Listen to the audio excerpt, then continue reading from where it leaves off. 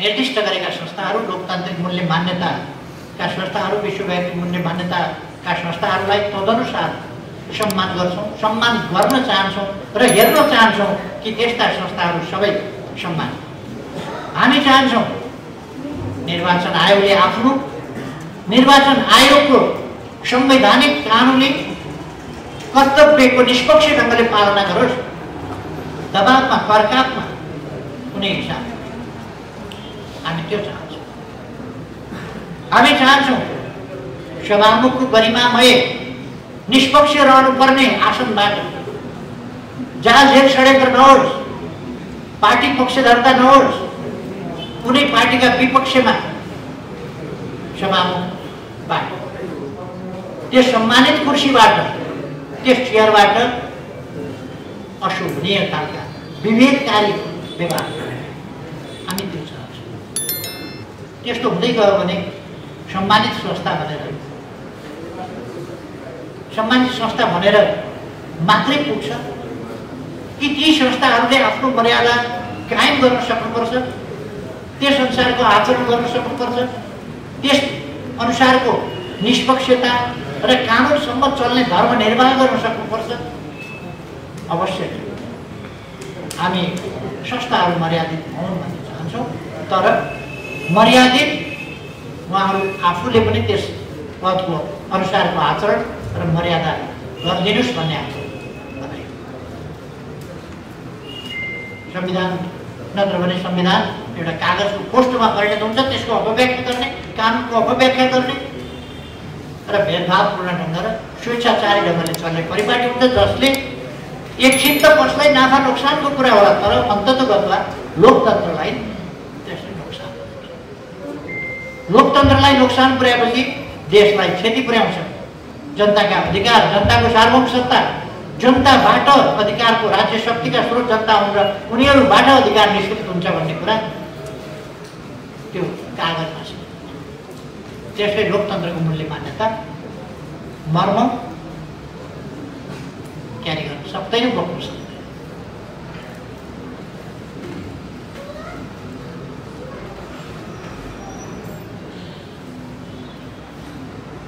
हामीले पार्टीका नीति र कार्यक्रममा आधारित भएर घोषणापत्रमा उल्लेखित निर्वाचनमा जनता सामु गरेका प्रतिबद्धता पूरा गर्नका लागि नेकपा एमाले समृद्ध नेपाल सुखी नेपालीको राष्ट्रिय आकांक्षालाई सूत्रबद्ध गर्छ।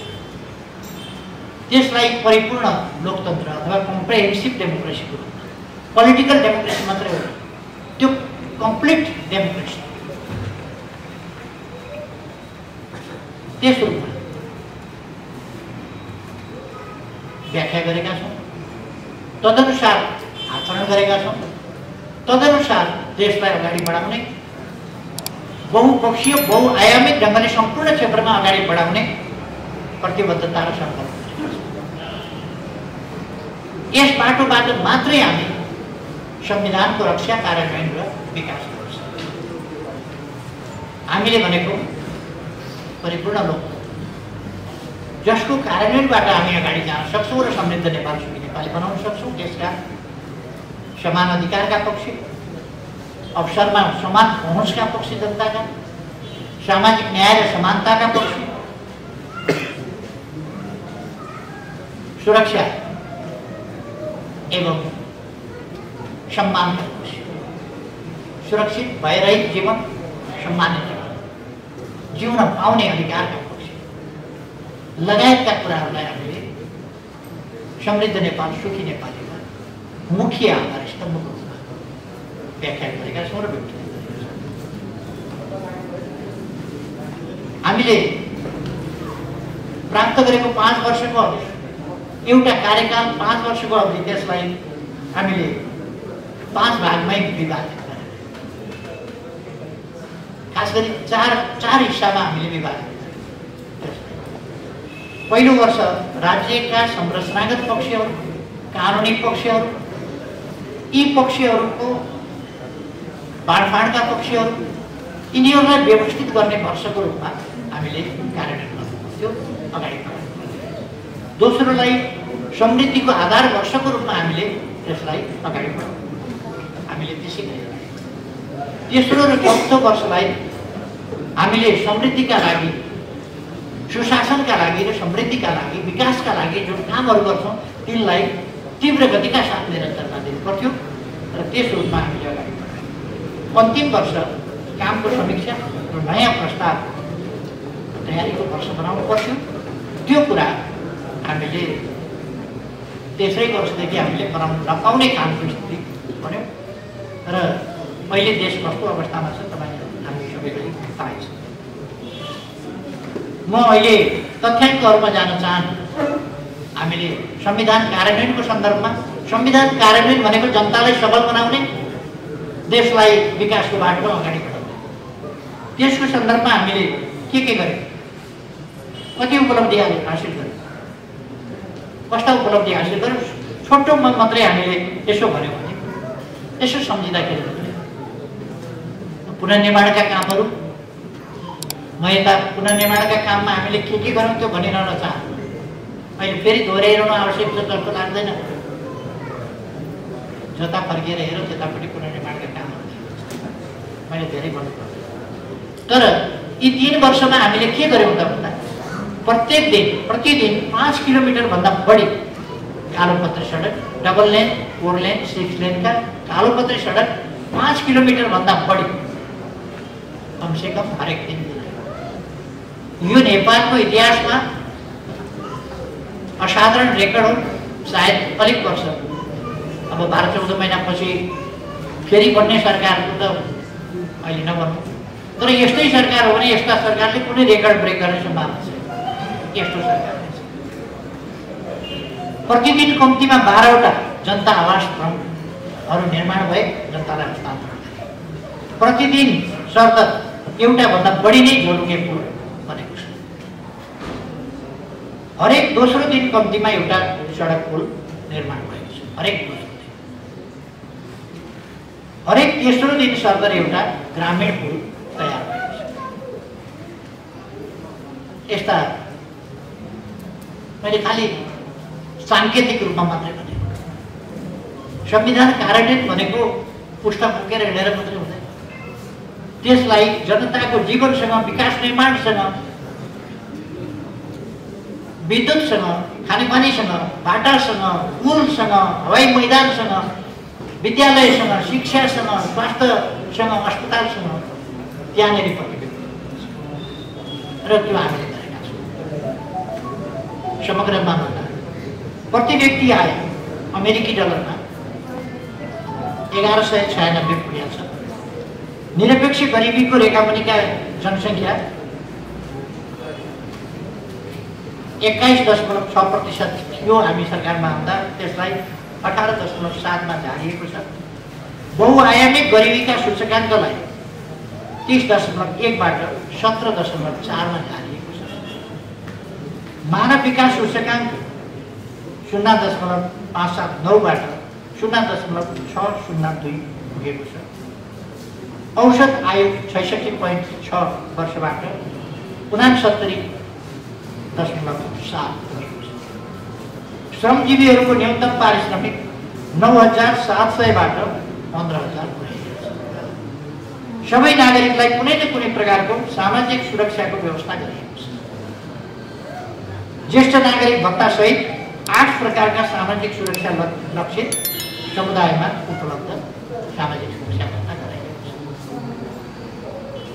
त्यसरी विकास निर्माणका कामहरू भएका छन्। संविधान जारी भएको 6 वर्ष पुरा भएको छ र आज हामी 7औं संविधान दिवस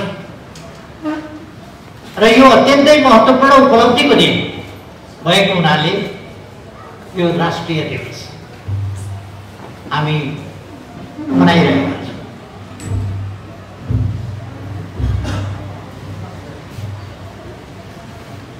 यो उपलब्धि 7 दशकभन्दा लामो समय गरेका सङ्घर्षहरू,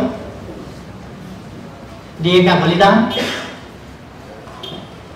पाएका जनताले पाएका दुःख कष्टहरू, यी सबै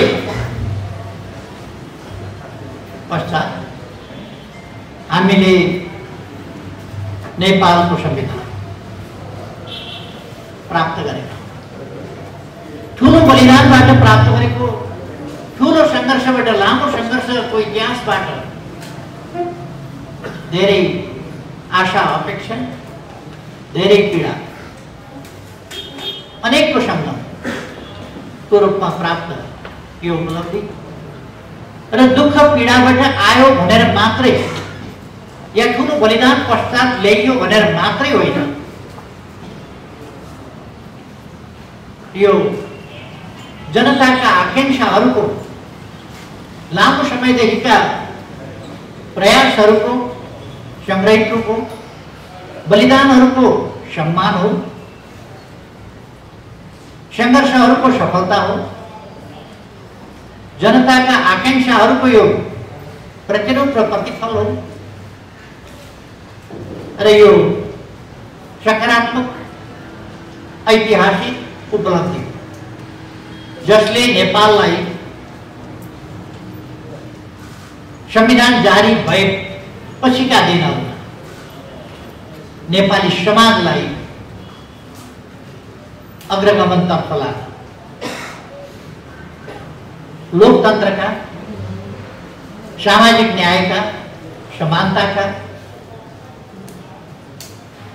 नागरिकहरूको सुरक्षा र सम्मानका एउटा जिम्मेवार र सभ्य समाजका सुप्रबन्धहरू यसले प्रस्तुत गरेको हो। हामीले संविधानलाई अत्यन्तै माया गरेका छौँ, सम्मान गरेका छौँ। यो धेरै ठुलो उपलब्धि हो। संविधान बन्नभन्दा अघि संविधान सभाको निर्वाचनको सन्दर्भमा र खास गरी संविधान सभाको निर्वाचन पश्चात संविधान निर्माणको क्रममा हामीले राष्ट्रव्यापी रूपमा मात्रै होइन, देश बाहिर समेत जहाँ जहाँ नेपाली छन् त्यहाँ त्यहाँ संविधानको सम्बन्धमा व्यापक र गहन छलफल भए, व्यापक रूपमा जनस्तरमा छलफल भए,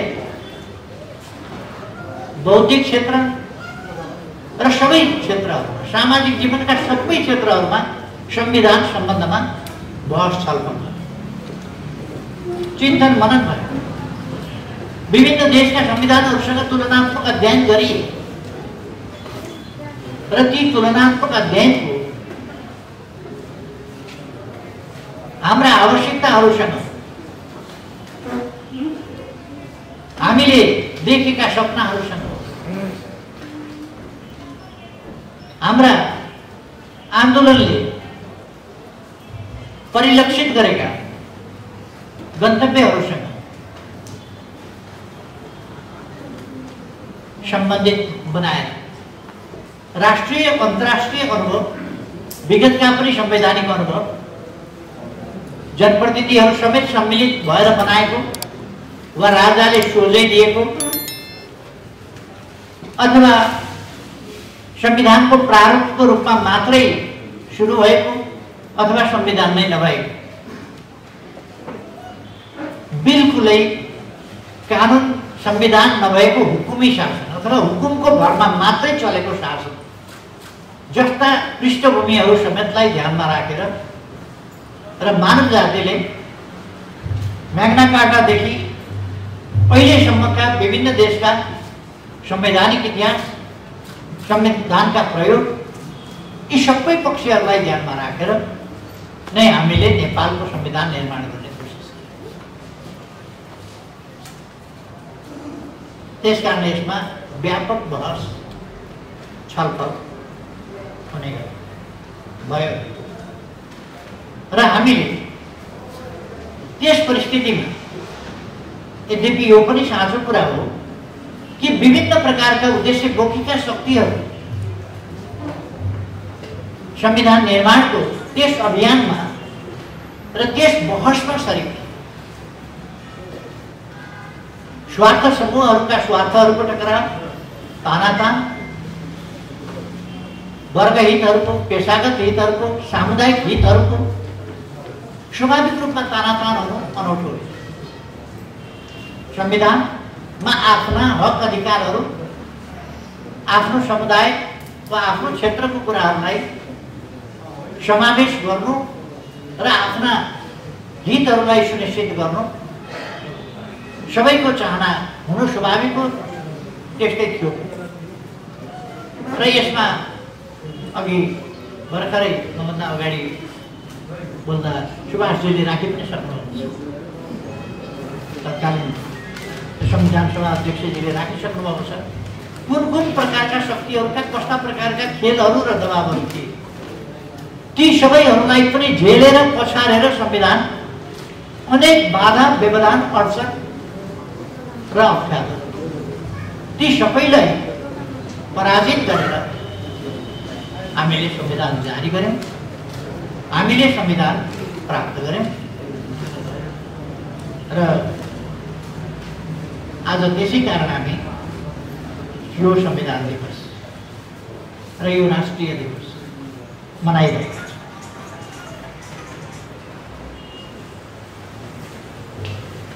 यो दिन सार्वभौम सत्ता सम्पन्न जनताले वास्तवमा आफ्नो सार्वभौम सत्ता जहिले पनि जनतामा निहित हुन्छ, तर जबसम्म जनताले त्यो अनुभूत गर्ने र त्यसलाई सुनिश्चित गरेर लिपिबद्ध ढङ्गले मूल संविधानको रूपमा आफ्नो त्यो वर्चस्व हासिल गर्दैनन् तबसम्म त्यो कोसिएको हुन्छ र विभिन्नले सार्वभौम सत्ता आफूमा रहेको सार्वभौम सत्ता या सम्पूर्ण राज्य शक्ति आफूबाट निश्रित हुने जस्ता कुराहरू आजको अथवा आजभन्दा 6 वर्ष अगाडि हामीले जारी गरेको संविधानले जनतामा रहेको सार्वभौम सत्ता र जनताबाट राज्य शक्ति निश्रित हुने र जनता नै सम्पूर्ण शक्तिका स्रोत हुने कुरालाई सुनिश्चित गरिएको छ संविधानमा। त्यसकारण यो यस रूपमा यस उचाइबाट जनताको सार्वभौम सत्ता र सम्पूर्ण शक्तिका स्रोत जनता हुन् भन्ने कुरा लिपिबद्ध गरेर देशको संविधान अर्थात् मूल कानुनमा व्यवस्थित गरिएको। त्यसकारण यस दिनको असाधारण महत्त्व छ। त्यसै कारण हामीले राष्ट्रिय दिवस पनि भनेका छौँ।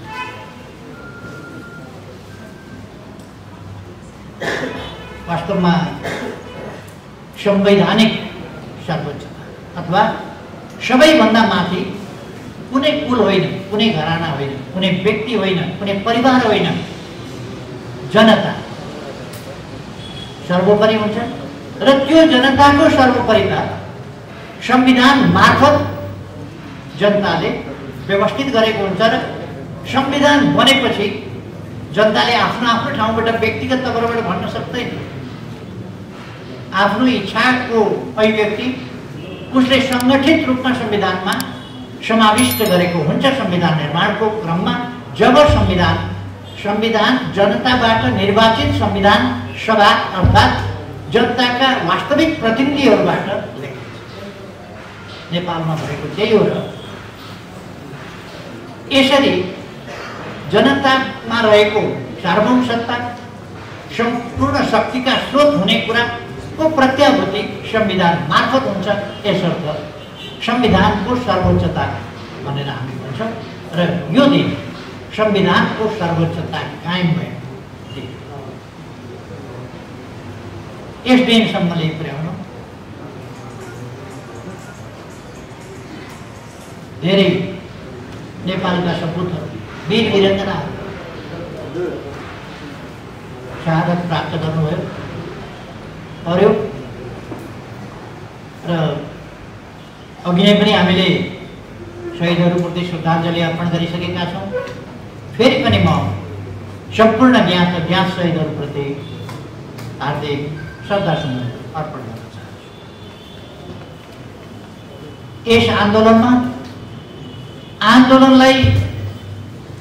आन्दोलन गर्नका लागि विचार चाहिन्छ, विचारको रूपमा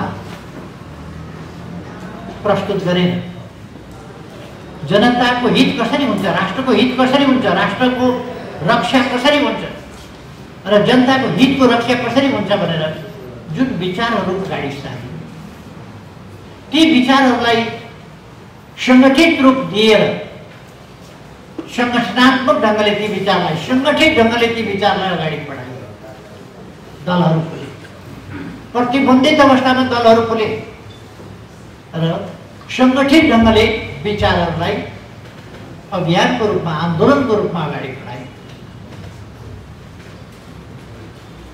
यी उपलब्धिहरू प्राप्त गर्न बलिदान भए, सङ्घर्ष भए, सङ्घर्षका गाथाहरू छन्, बेताहरू छन्। ती सबै गाथा बेता वास्तवमा यी उपलब्धिहरूका निम्ति पृष्ठभूमिका, इनका मूल्यका रूपमा ती स्थापित छ र यसरी आन्दोलनका विचारहरू अगाडि सार्ने, नयाँ युगको चेतना अगाडि सार्ने, नयाँ युगका आवाज बोल्ने, ती नयाँ युगका आवाज प्रस्तुत गर्ने, तिनलाई सङ्गठित गर्ने र तिनलाई आन्दोलनको रूपमा अगाडि बढाउने हाम्रा आदरणीय श्रद्धेय अग्रजहरूप्रति म भावपूर्ण श्रद्धासुमन, आदर, सम्मान अर्पण गर्न चाहन्छु।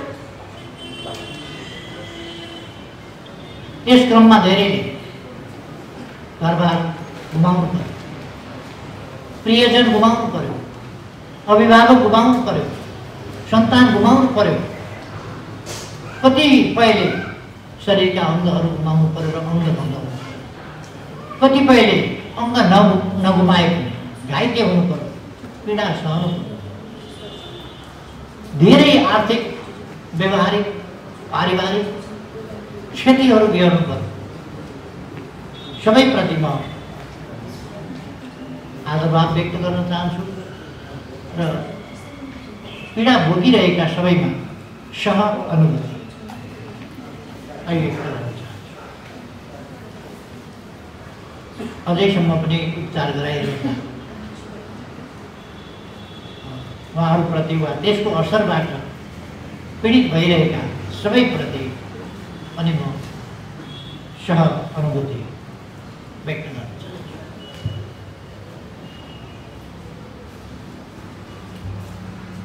दिदीबहिनी तथा दाजुभाइहरू,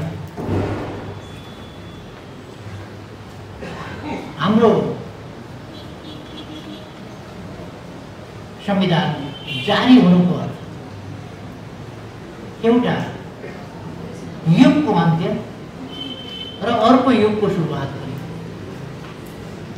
एउटा युगको अन्त्य, सामन्ती युगको अन्त्य, सामन्ती बोलवालाको, सामन्ती राजरजाईको, सामन्ती अधिनायकत्वको, सामन्ती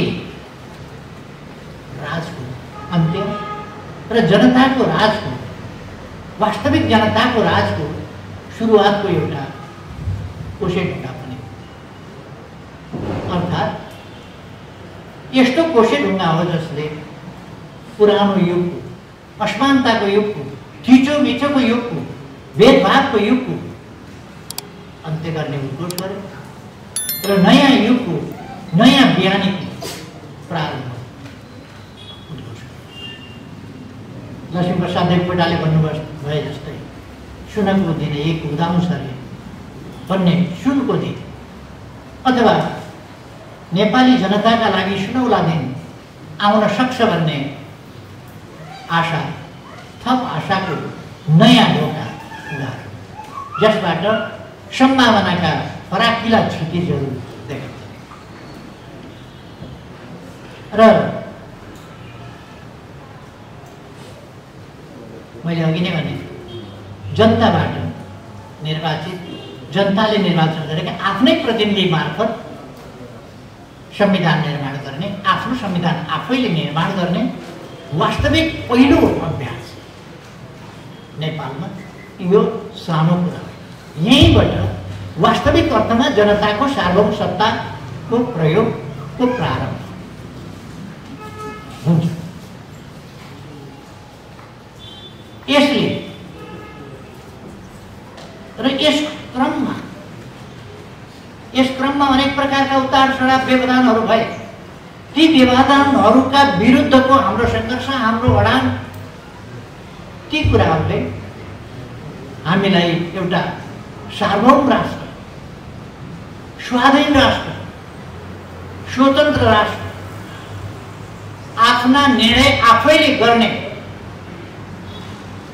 स्वतन्त्र अधिकार भएको राष्ट्र त्यस रूपमा उभ्याउने, त्यस सन्दर्भमा यसले अत्यन्तै महत्त्वपूर्ण योगदान गर्यो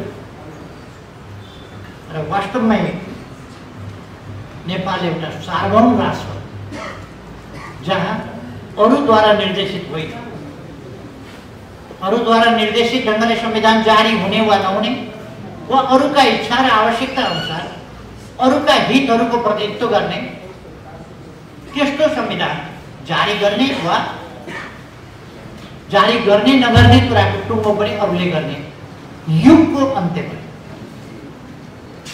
र संविधान जारी नगर्नका लागि दिएका दबावहरूलाई पनि पराजित गरेर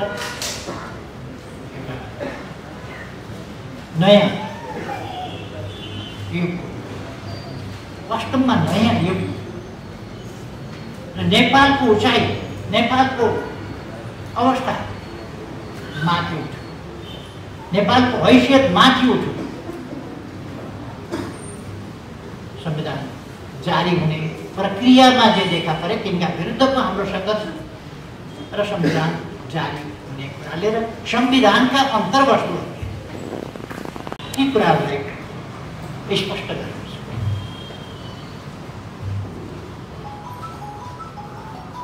नेपाली जनताले विभिन्न सङ्घर्षहरू, आन्दोलनहरू गर्दै गए। कति ठिक ढङ्गले भयो होला, कति बेठिक ढङ्गले भयो होला, कहीँ कमी कमजोरी भयो होला, कहीँ के भयो होला, तर नेपाली जनताले गरेको त्याग, तपस्या, बलिदान र सङ्घर्ष जनताले गरेको चाहिँ गलत थिएन, गलत मनसायका साथ थिएन। त्यसका पृष्ठभागमा कतिपय मनसाय, गलत मनसायहरू लुकेका हुन सक्दछन्, गलत उद्देश्यहरू लुकेका हुन सक्दछन्, तर जुनसुकै उद्देश्य लुकेका भए पनि जनताले देश र जनताको निम्ति, अग्रगमनका निम्ति, जनअधिकारका निम्ति, सामाजिक न्याय समानताका निम्ति गरेका सङ्घर्ष र दिएका बलिदान अनुचित हुनै सक्दैन। त्यसकारण ती सबै उचित सङ्घर्षहरूको, आन्दोलनहरूको सबैको संविधानले सम्मान गरेको छ र तिनलाई सम्मानित ढङ्गले सफलताको सिँढीमा लिएर उठाएको छ, सफलताको आसनमा पुर्याएको छ।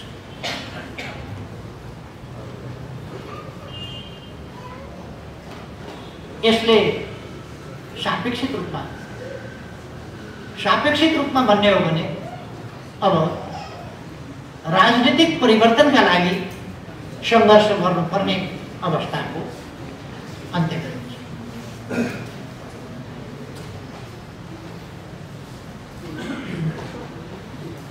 साथसाथै संविधान जारी हुने कुरासँग नेपालमा एउटा ठुलो डिबेटको विषय, राजनीतिक परिवर्तनका लागि, आन्दोलनका लागि, क्रान्तिका लागि, सामाजिक परिवर्तनका लागि हिंसा अनिवार्य हो कि होइन, हिंसा अनिवार्य शर्त हो कि होइन भन्ने कुराको एउटा बहस, मतभेदहरू थिए। तर हामीले अनेक प्रकारका शस्त्र द्वन्द्वहरू हेऱ्यौँ, अनेक चिजहरू, तर नेपालको संविधान जारी भएसँगै राजनीतिक परिवर्तनका लागि, सामाजिक परिवर्तनका लागि हिंसाको बाटो अनिवार्य छैन। बिना हिंसा शान्तिपूर्ण ढङ्गले जनआन्दोलनको बाटोबाट जनताले सङ्गठित रूपमा आफ्ना आकाङ्क्षाहरूलाई प्रभावकारी ढङ्गले मुखरित गरेर प्रकट गरेर सफलतामा पुर्याउन सकिन्छ भन्ने कुरा यसपटि। र संविधान जारी हुने कुराले नेपालमा परिवर्तनका लागि हिंसा अब आवश्यक छैन। आवश्यक छैन भने यो स्वीकार्य हुँदैन, यो आवश्यक छैन र स्वीकार्य हुँदैन भन्ने कुरा स्पष्ट गरिन्छ। नेपाली समाज अनेक प्रकारका असमानता, विभेद, असमानता भन्दा पनि चर्को असह्य कुरा के हो भने असमानता भेटिएको, तर त्यो भन्दा चर्को कुरो भेदभाव, पक्षपात, अन्याय, दमन, त्यो भन्दा धेरै असह्य। यसले क्रमशः संवैधानिक र कानुनी रूपमा असमानता, विभेद, भेदभाव र पक्षपात जस्ता कुराहरूलाई अन्त्य गर्ने र सामाजिक न्याय र समानता तर्फ देश अगाडि बढ्नुपर्छ भन्ने कुराको प्रत्याभूति गरेर हामी यस बाटोमा अगाडि बढेका छौँ। नागरिकको शिक्षा, राजनीतिक अधिकारहरू र त्यससहितका शिक्षा, स्वास्थ्य, रोजगारी, आवास, खाद्य सम्प्रभुता, स्वच्छ वातावरणमा बाँच्न पाउने जस्ता विभिन्न अधिकारहरूलाई संविधानले मौलिक हकमा राखे। वास्तवमा संविधान जनताको पक्षमा छ भन्ने कुरा, गरिबी हटाउने पक्षमा छ, गरिब वर्गलाई सम्बोधन गर्ने पक्षमा छ, पछाडि परेको समुदायलाई अगाडि ल्याउने पक्षमा छ र मौलिक हकमा यस्ता कुराहरूलाई मौलिक हकको रूपमा यसले समावेश गरेको छ। तसर्थ यो वास्तवमा लोकतन्त्रको राजनीतिक पक्ष मात्रै होइन, प्रणालीगत पक्ष मात्रै होइन, राजनीतिक प्रणालीगत पक्ष मात्रै होइन, सामाजिक जीवनका समग्र पक्षहरूलाई राजनीतिक प्रणालीले नेतृत्व गर्नुपर्दछ, डोर्याउनु पर्दछ र ती कुराहरू हासिल गर्नुपर्दछ भन्ने कुरा त्यो स्पष्ट गरेको छ।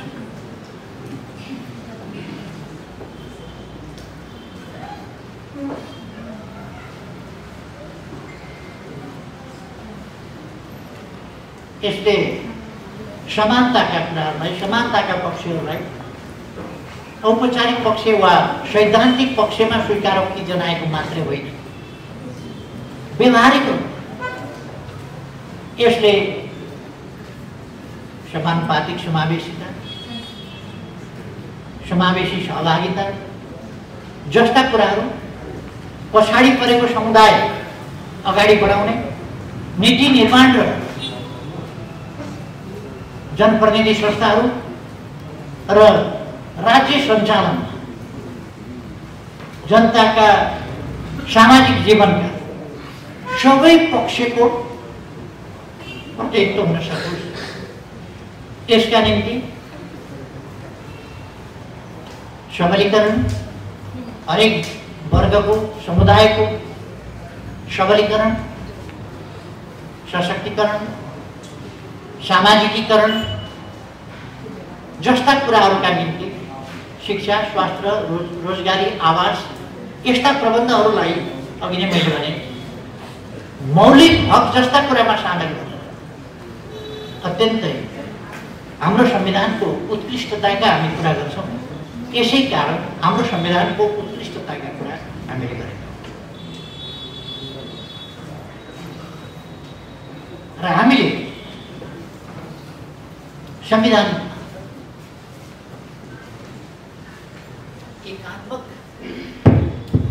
एकात्मक प्रणालीका ठाउँमा 3 तहको प्रणाली, संघीय, प्रादेशिक र स्थानीय, 3 तहको विकेन्द्रित अधिकार प्रत्यायोजित अधिकारको विभाजन र 3 तहको शासकीय प्रणाली जसले केन्द्रीकृत सामन्ती शासनलाई ठुलो चुनौती दिएको छ। चुनौती मात्रै होइन, त्यसलाई अन्त्य गरेको छ। यसरी यसले वास्तविक अर्थमा लोकतन्त्र जनतासम्म पुर्याउने। कतिपयले यसलाई मजाक उडाउने गरेका छन्।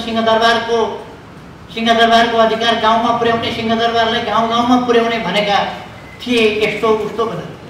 सिंहदरबार गाउँमा पुर्याउने भनेको सिंहदरबार लगेर बोकेर गाउँ गाउँमा लाने त होइन नि। अधिकार सिंहदरबारमा जुन थिए ती स्थानीय तहसम्म गएका छन्। त्यहाँ न्यायिक अधिकारदेखि, निर्माणका अधिकारदेखि, शिक्षाका अधिकार, स्वास्थ्यका अधिकार, तमाम अधिकारहरू हामीले स्थानीय तहसम्म पुर्याएका छौँ। हाम्रो संविधानले पुर्याएको छ। तसर्थ केन्द्रीय शासन, सिंहदरबार भनेको शासन एक ठाउँबाट हुन्थ्यो, सिंहदरबारबाट शासन सञ्चालन हुन्थ्यो भने अब पालिकाबाट शासन सञ्चालन हुन्छ भनेको नै सिंहदरबारलाई गाउँ गाउँमा पुर्याउने भनेको। सिंहदरबार गाउँ गाउँमा पुगेको छ। आज शासकहरू गाउँमा आफ्नो तहमा जनता आफैले निर्वाचित गरेका प्रतिनिधिहरू मार्फत कायम काम भइरहेको छ।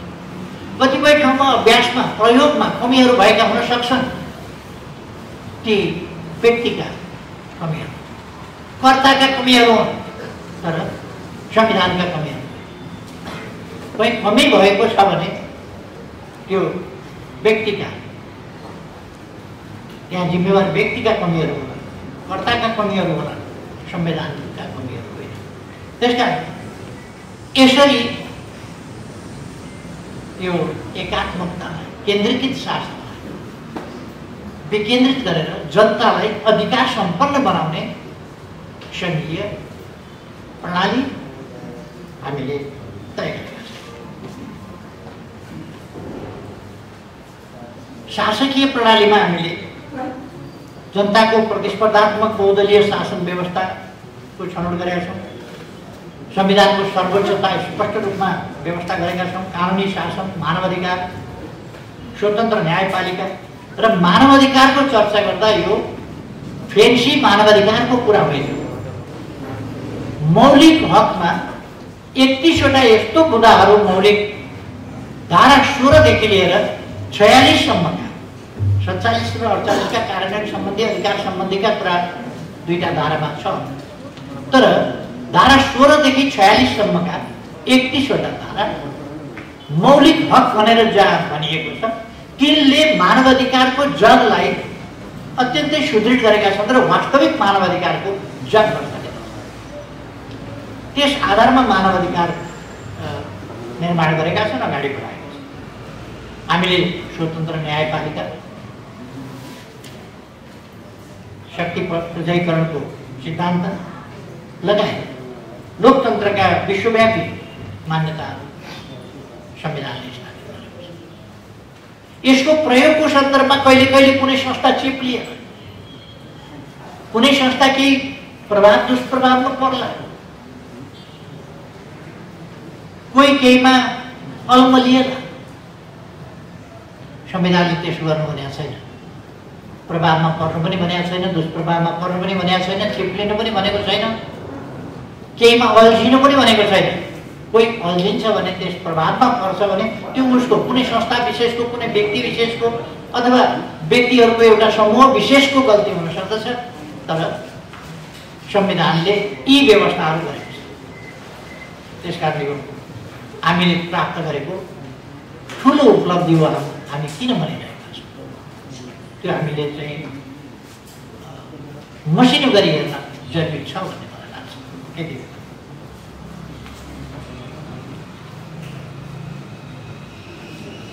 सारमा भन्ने हो भने नेपालको संविधान नेपालको राजनीतिक आन्दोलनको अघि नै मैले भने एउटा महत्त्वपूर्ण कोसेट हो, जसले एउटा नयाँ युगको सुरुवात गरेको छ, जसले नयाँ युगतर्फको एउटा ढोका खोलेको छ र जसले सम्भावनाको फराकिलो क्षितिज खोलेको छ, जसले हामी भविष्यको सुनौलो देख्न सक्छौँ।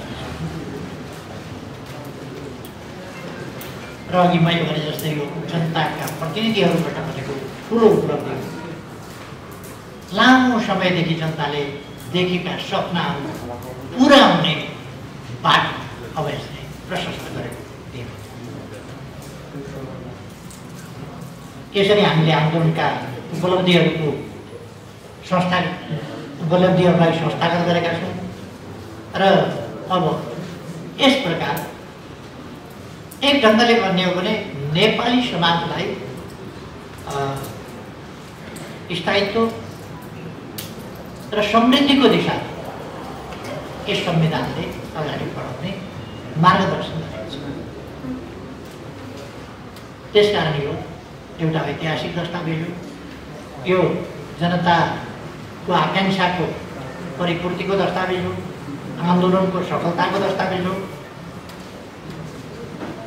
संविधान निर्माणमा विभिन्न पक्षहरूले, विभिन्न शक्तिहरूले, आम जनताले खेलेको महत्त्वपूर्ण भूमिकाहरूको र सबैले गरेका प्रयासहरूको सफलताको यो एउटा द्योतक हो। र यस काममा नेतृत्वदायी भूमिका खेलेकोमा हाम्रो पार्टी यी सबै काममा नेतृत्वदायी भूमिका खेलेको छ नेकपा एमाले। त्यसकारण म हाम्रो पार्टीले खेलेको भूमिकाप्रति आज यस 7औं संविधान दिवस एवं राष्ट्रिय दिवसको सन्दर्भमा गर्व गर्छु। हाम्रो सिङ्गै पार्टी त्यसमा गर्व हामीले खेलेको भूमिकाप्रति, जसले यी सबै सफलताहरू प्राप्त गर्न सक्यो। आगामी दिनमा त्यसको रक्षा, कार्यान्वयन र विकास अघि नै हाम्रो प्रदीप नेवारले पनि राखिसक्नु भएको छ। हाम्रो कर्तव्य रक्षा, कार्यान्वयन र विकास, यसमा हाम्रो ध्यान जानु जरुरी छ। हाम्रो पार्टीको ध्यान गएको छ र त्यो भूमिका प्रभावकारी ढङ्गले हाम्रो पार्टीले खेल्नेछ।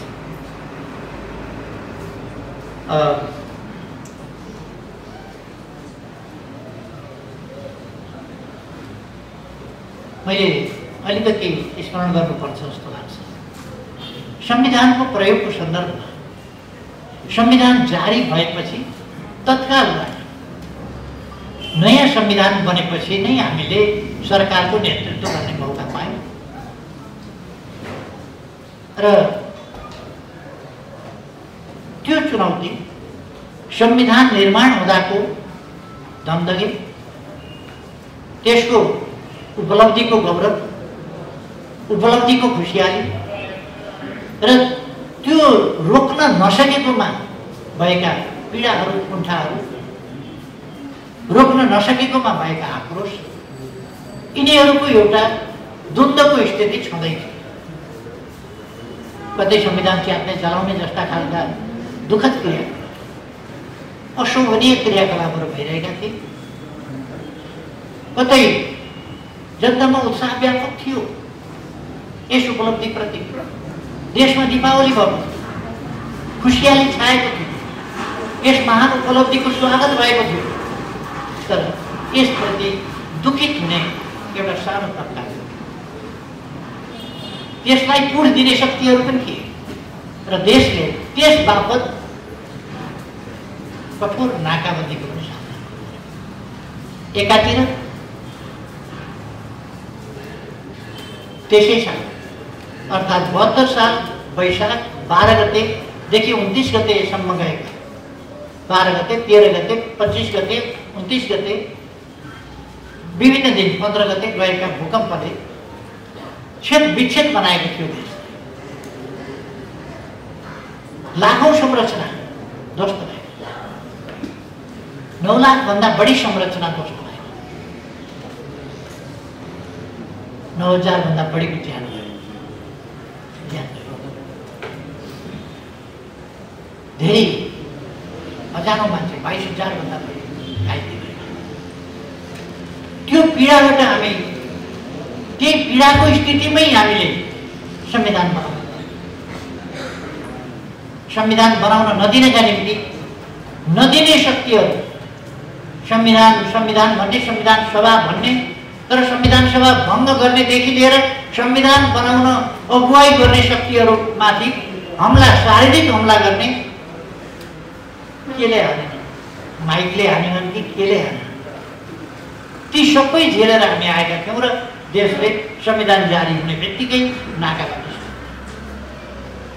त्यसको सफलतापूर्वक डटेर राष्ट्रिय गौरव, राष्ट्रिय स्वाभिमानलाई झुक्न नदिएर, सम्झौता नगरेर संविधानलाई हामीले रक्षा गर्दै, त्यसको प्रतिवाद गर्दै स्वाभिमानपूर्वक दृढताका साथ हामी अगाडि बढ्यौँ। त्यस कामको नेतृत्व हाम्रै पार्टीको नेतृत्वमा बनेको सरकारले गरेको थियो। मलाई गर्व लाग्छ। राष्ट्रिय स्वाभिमान झुक्न नदिएर, राष्ट्रिय हितहरूलाई कमजोर हुन नदिएर, अरूले खुट्टा कमाएका बेला, अरू लकपकाएका बेला नेकपा एमाले अत्यन्तै दृढताका साथ अगाडि बढेको थियो। त्यसपछि निर्वाचन गराउन कठिन भयो। बडो मुस्किलले निर्वाचन गराइयो। संविधान निर्माण गर्न एउटा संविधान सभा समाप्त पारेपछि कसैले यो अन्तिम पटकका लागि भनेर म्याद थपिदिने, अन्तिम पटक प्रथम कदाचित भएन भने संविधान बनाउनु पर्दैन। अन्तिम पटक कसरी भन्ने, प्रथम कदाचित हुन सकेन भने नभइरहेको पृष्ठभूमिमा अन्तिम पटकका लागि दबावको मनसाय हुन सक्दछ। तर यति जोखिममा, यति चुनौतीमा एउटा राष्ट्रलाई हाल्न धकेल्न मिल्दैन। कतै त्यस्तो हुन्छ, कतै दोस्रो संविधान सभाको निर्वाचनै नभएर एउटा असहज त्यस्तो स्थितिमा देशलाई धकेल्ने, त्यस प्रकारका स्थितिहरूको सामना यही पार्टीको नेतृत्वमा, नेकपा एमालेको नेतृत्वमा त्यसको सामना गरियो र हामीले निर्वाचन गराएर छोड्यौँ। संविधान सभाको दोस्रो निर्वाचन पनि गराएर छोड्यौँ, संविधान जारी गराएर छोड्यौँ। त्यसपछिको नाकाबन्दी लगायतका विरोधहरूको तिनलाई पनि साम्य गराएर छोड्यौँ र निर्वाचन, संविधान जारी भइसकेपछि निर्वाचनबाट, पहिलो निर्वाचनबाट, अहिले हामी पहिलो संसदीय कालमै छौँ, पहिलो अधिवेशन कालमै छौँ। अधिवेशन त पहिलो होइन, यो संसद चाहिँ पहिलो संसदको कालमा छौँ संविधान जारी भएपछि। यसबाट हामी सरकारमा आएपछि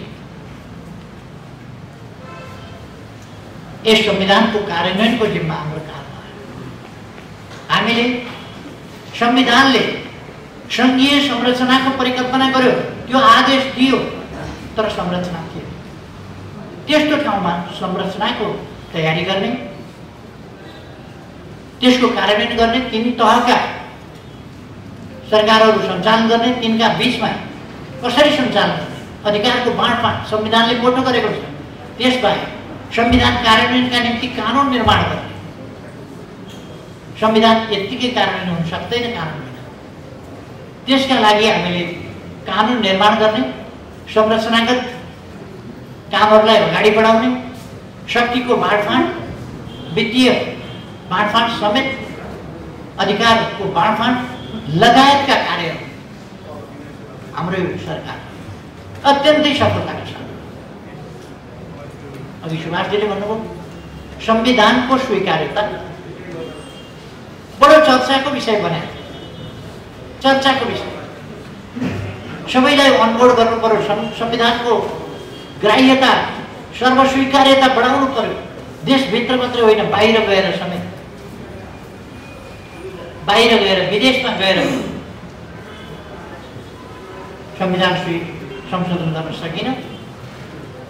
तपाईँहरूले मद्दत गरिदिनु पर्यो। मैले 2 तिहाई ल्याएपछि संविधान संशोधन गर्छु भन्ने जस्ता अभिव्यक्तिहरू आए संविधानको स्वीकार्यताका नाममा। तर बिस्तारै संविधानको स्वीकार्यता पनि हामीले बढाउँदै गयौँ।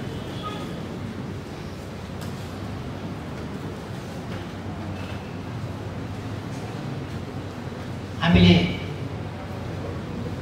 प्रशासनिक क्षेत्रमा एकातिर, प्रशासनिक बाँडफाँड, कानुनको व्यवस्था, वित्तीय बाँडफाँड लगायत स्रोतहरूको बाँडफाँड लगायतका कामहरू र संरचनागत पक्षहरू, प्रशासनिक पक्षहरू, कर्मचारी समायोजन लगायतका विषयहरू तिनीहरूको सहज प्रक्रिया हुँदैन थियो। दुनियाँका कुनै पनि देशमा यति सहज ढङ्गले समायोजन जस्ता प्रक्रियाहरू अथवा शक्तिको बाँडफाँड जस्ता प्रक्रियाहरू अथवा नयाँ संविधानले परिकल्पना गरेका नयाँ संरचनागत पक्षहरू तिनीहरूको निर्माण सञ्चालन, त्यसका निम्तिको कानुनको निर्माण र तिनको सहज कार्यान्वयन, नमुना कानुन बनाएर प्रदेश र स्थानीय तहहरूलाई कानुन निर्माणमा सहजीकरण गरिदिने, मार्गनिर्देश गर्ने जस्ता कामहरू ती हामीले नै र संविधानको कार्यान्वयनमा अत्यन्तै सफलताका साथ हामी अगाडि बढ्यौँ।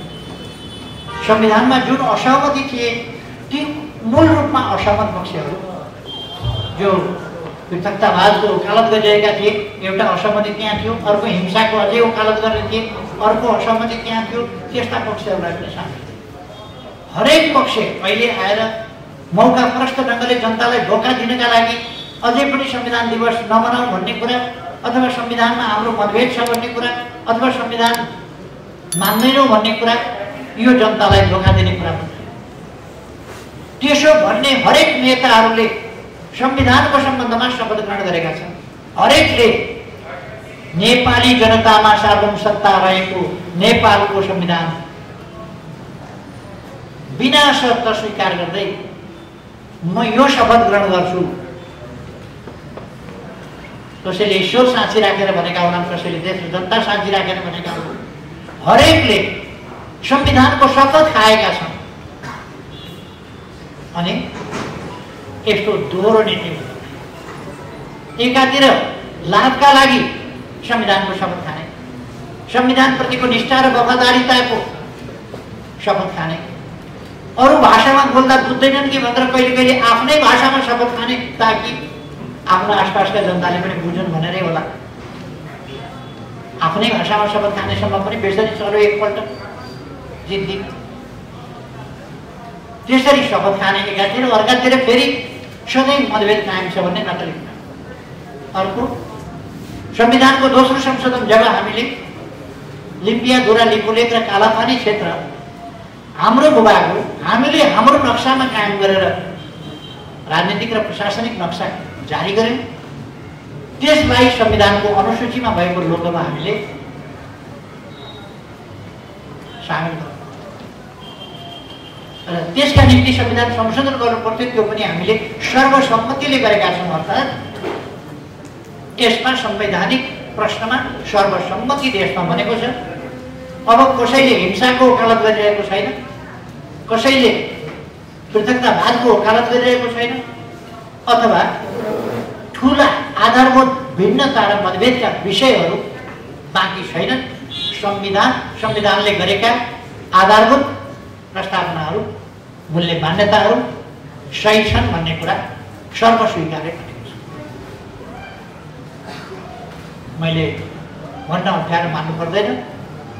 विभिन्न ट्रेनहरू, विभिन्न प्रवृत्तिहरू, विभिन्न मतभेदहरू र भिन्नताहरूलाई सहमत गराएर संविधानले तोकेको निर्दिष्ट गरेको मार्ग र संविधानले भनेका विषय तिनीहरूमा सहमति जुटाउने काम र सर्वस्वीकार्य संविधानको रूपमा वर्तमान संविधान, नेपालको संविधानलाई अगाडि बढाउने काममा नेकपा एमाले अगुवाई गरेको छ, नेतृत्व गरेको छ।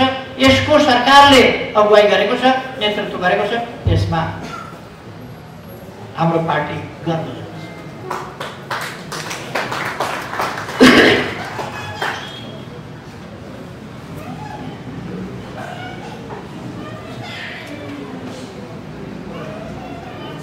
खाली स्मरणको लागि मात्र म एक दुईटा कुरा भन्न चाहन्छु।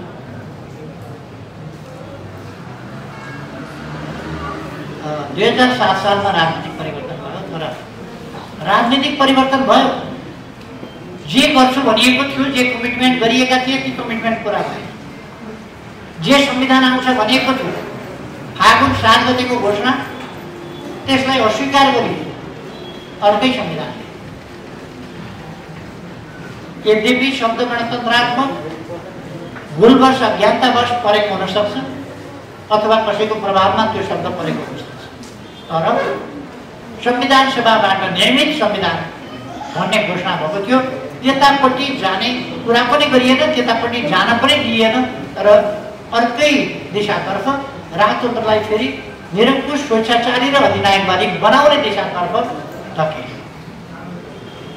जो राजनीतिक शक्तिहरू आन्दोलनकारी शक्तिहरूका बीचमा उपलब्धिहरूको रक्षा गर्ने प्रश्नमा, तिनलाई सुदृढ गर्ने पक्षमा, तिनलाई अगाडि बढाउने पक्षमा जुन एकता हुनु पर्थ्यो त्यो एकता भएन र मूल आन्दोलनकारी शक्ति त्यति बेला त्यो शक्ति प्रतिक्रियावादी र प्रतिगामी शक्तिहरूसँग मिलेर लोकतन्त्र सुदृढ गर्ने दिवा सपना देख्न थाल्यो, जसले गर्दा लोकतन्त्रका संरचनाहरूको निर्माण हुन्छ। 13 सालमा टङ्कप्रसाद आचार्य केही संरचनागत सुरुवात गर्यो। 15 सालको निर्वाचनले त्यसलाई अलिक सुदृढ गर्यो, तर त्यस बीचमा परिवर्तनलाई नसुहाउने खालका, अहिले म त्यसमा तफसिलमा जान चाहन्न, विस्तारमा जान चाहन्न, तर परिवर्तनलाई नसुहाउने खालका अलोकतान्त्रिक राष्ट्रहित विपरीतका अनेक काम परिवर्तित लोकतान्त्रिक प्रणाली भनिएको अवस्थामा परिवर्तनकारी शक्तिको नेतृत्वबाटै त्यसलाई नसुहाउने विपरीतका नकारात्मक काम, जसले गर्दा प्राप्त भएका उपलब्धिप्रति, प्रणालीप्रति जनताको विश्वास सुदृढ हुन सकेन। एउटा उल्टा काम भए त्यसले विश्वास। अर्कोतिर एक दलीयताको स्थानमा बहुदलीय संसदीय व्यवस्था अनुरूपका संरचनाहरू केही भने 48 सालमा निर्वाचन पनि भयो, 49 सालमा स्थानीय तहका निर्वाचनहरू, गाविसहरूका नगरपालिकाहरूका निर्वाचनहरू पनि भए, तर 57 साल 58 सालमा पुग्दासम्ममा त्यसलाई पुरै निष्प्रभावी बनाइयो र ती फङ्सनेबल रहन नसक्ने खालको स्थिति बनाइयो। 58 सालमा पुगेपछि त देशले एउटा विभत्स विकृतिको बाटो, भयावह स्थितिको बाटो लियो। 3.5 वर्ष हामी बिल्कुलै एउटा नयाँ प्रणाली, नयाँ परिपाटी, नयाँ संविधानको चरणमा फेरि प्रवेश गर्यौँ र त्यसपछि हामीले लोकतन्त्र उल्टिन नसकोस्, प्रतिगमनतिर देश जान नसकोस्, प्रतिगामी शक्तिहरूले फेरि टाउको उठाउने र पुनर्गमनको अपेक्षा गर्ने पनि स्थिति नहोस् भन्नका लागि हामीले सङ्घीय संरचनाका विगत 3 वर्षमा 3.5 वर्षमा सङ्घीय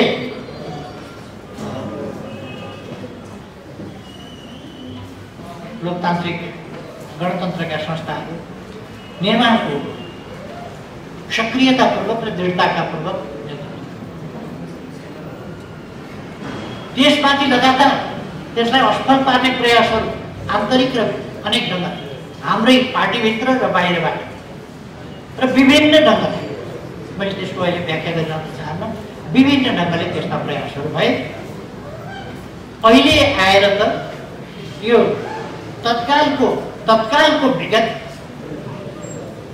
अत्यन्तै नकारात्मक र भयावह ढङ्गले अगाडि बढाउने कोसिस भएको छ र अहिले आएर त ती कोसिसहरू यस्तो तमासा लोकतन्त्रप्रतिको एउटा मजाकमा जे बोल्यो त्यही हुन्छ, जे गर्यो त्यही हुन्छ जस्तो अवस्थामा पुगेको छ। जनताका बीचमा ताजा जनादेशका लागि जानु प्रतिगमन हुने, संविधान बिचेर जनादेशबाट प्रधानमन्त्री तोक्नु अग्रगमन,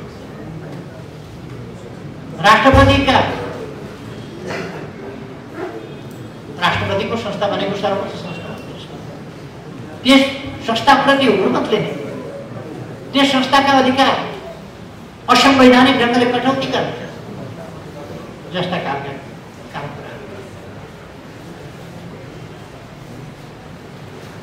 र पार्टी फोड्नका लागि अनेक तमासा, म त्यसको अहिले धेरै भनिन अलोकतान्त्रिक, असंवैधानिक, गैर कानुनी र अनैतिक खालका क्रियाकलाप पार्टी फोड्नका लागि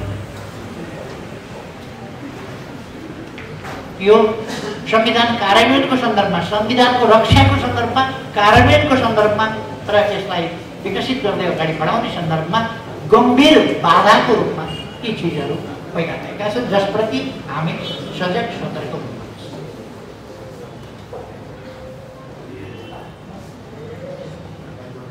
संविधानको व्याख्याका नाममा जे हुँदैछ, व्याख्या होइन, व्याख्याका नाममा संशोधन, संविधानमा नभएका चिज भएका चिजको व्याख्या हुन्छ।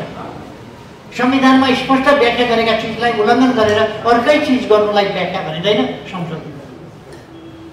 जसको अधिकार संसदको 2/3 मात्रै छ, अरू छैन। तर अन्यत्रीबाट यस प्रकारका काम हुन थालेका छन् र राजनीतिक उद्देश्यमा ती प्रयोग, जुन खतरनाक कुरा हो देशलाई, जसले जीवन दाउमा राखेर